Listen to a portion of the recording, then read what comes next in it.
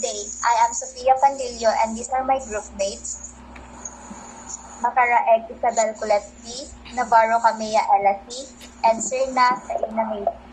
In this video report presentation, we are about to discuss our chosen type of surgery that is commonly done in the OR, as well as the nursing care before, during, and after that surgery.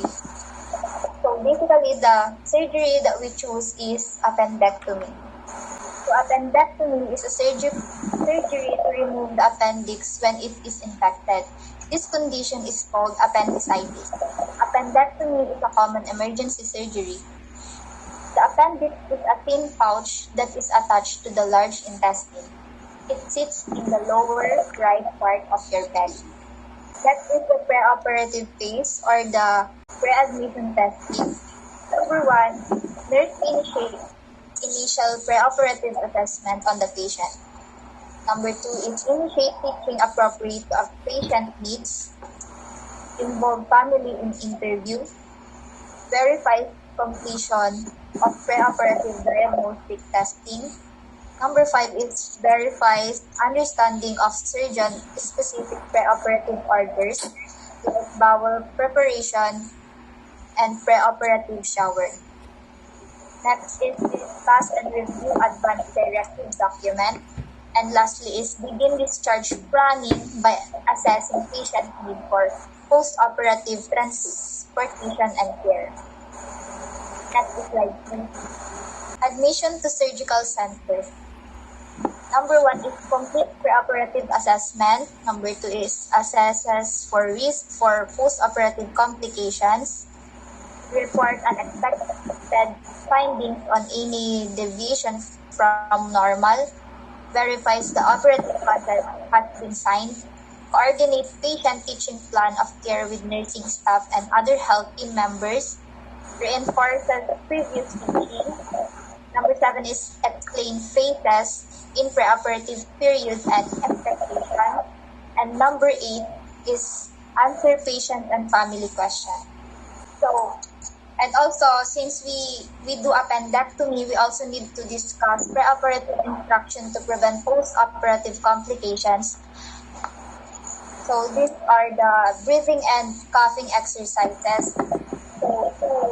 To perform that, assist patient to semi-Fowler's position, leaning forward, having patient splint a chest or abdominal incision by holding a folded bath blanket or pillow against the incision, then telling patient to take a deep breath and hold it for 3 seconds, and encouraging patient to hack out 3 short coughs after holding breath.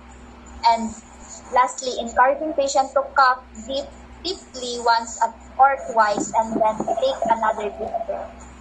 And also we need to discuss to the patient the leg exercises.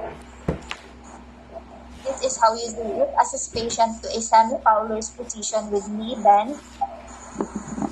Raising patient's right foot and keeping it elevated for a few seconds.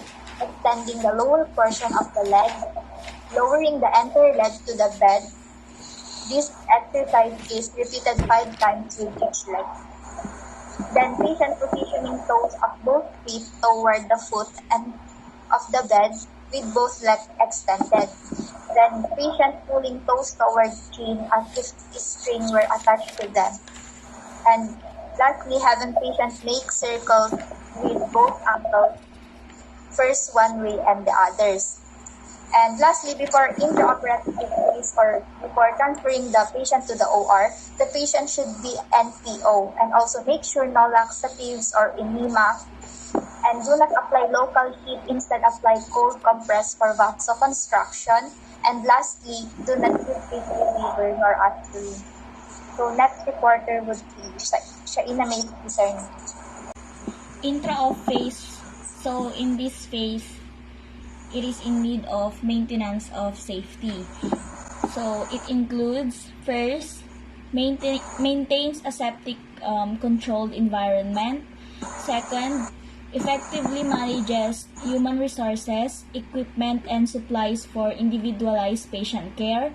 Third one, transfers patient to operating bed or table. Fourth one, positions patient based on functional alignment and exposure of surgical site. Fifth one, applies grounding device to patient. 6. Ensures that the sponge, needle, and instrument counts are correct. And then lastly, number 7, completes intraoperative documentation. So next slide, psychological support. This is before induction and when patient is conscious. So it includes, first, provides emotional support to patient.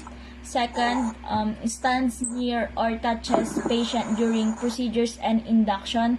And then lastly, third one, continues to assess patient's emotional status. So next reporter would be Miss Makaraeg Isabel Colette. For post-operative case, transfer of patient to post-anesthesia care unit, communicates intraoperative information. You should identify the patient by name, states type of surgery performed, and identify the type and amount of anesthetic and analgesic being used. Reports patient's vital signs and response to surgical procedure and anesthesia.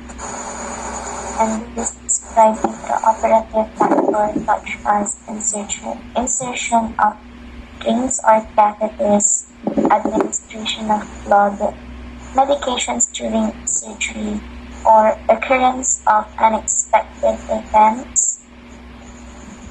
After, describe physical limitations and reports patient's preoperative level of consciousness and communicates necessary equipment needs. And lastly, to communicate the presence of family or significant others. For post-operative assessment or recovery area, first is to determine the patient's immediate response to surgical intervention. Second, to monitor patient's vital signs and physiologic status. Third, assess patient's pain level and administers appropriate pain relief measures. And fourth, maintains patient safety, such as airway, circulation, and prevention of injury. You should administer medications, fluid and blood component therapy if prescribed, and provide oral fluids if prescribed for ambulatory surgery patients. Assess patients' readiness for transfer to in-hospital unit or for discharge home based on institutional policy. For a patient who undergone appendectomy, you should also monitor the vital signs for the patient and check the incision site if there is any infection or if the incision is healing. And last is to most patients need drugs to alleviate pain. We should also prescribe any analgesic if necessary.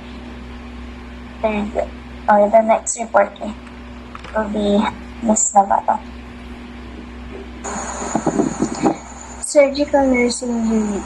Number 1. Continue close monitoring of patient, physical and psychological response to surgical interventions. Number 2. Assess patient pain level and administer appropriate pain relief measures. Number 3. Providers teaching to patient during immediate recovery period. Number 4. Assess patient in recovery and preparation for discharge home. Last, number 5. Determine patient psychological status. And number 6. Assist with discharge planning. Next. Home or clinic. Number 1. Provides follow-up care during clinic visit or by telephone contact. Number 2. Reinforce previous teaching and answer patient and family's question about surgery and follow-up care. Number 3, assess patient response to surgery and anesthesia and their effects on body image and function. Number 4, determine family perception of surgery and its outcome. And the last is complications are the leading causes of post-operative morbidity. And end of presentation. Thank you.